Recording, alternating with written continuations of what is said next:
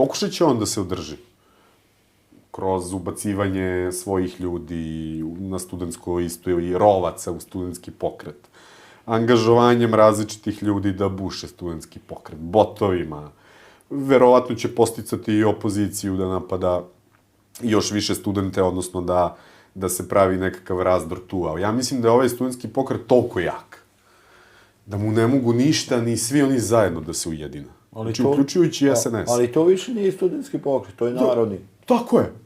Ok, studenti ga vode, studenti nominuju, kandiduju jednu narodnu listu, studenti su... Jer ta reč sad u ovom trenutku studenti je najsvetija reč.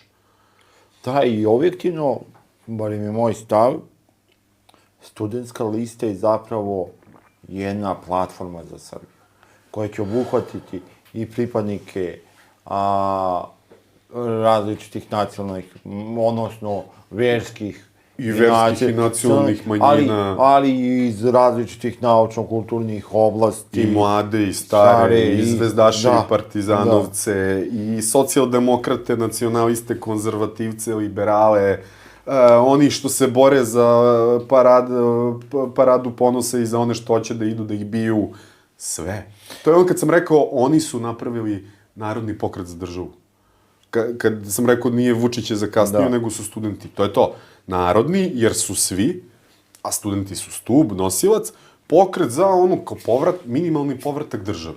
Ništa više od toga, bazičan konsenzus i ono što su programski nacrti, one stavke, nešto što 95% ljudi u Srbiji možda kaže ja to podržavam, a pre svega želim neke 2, 3, 4 stvari.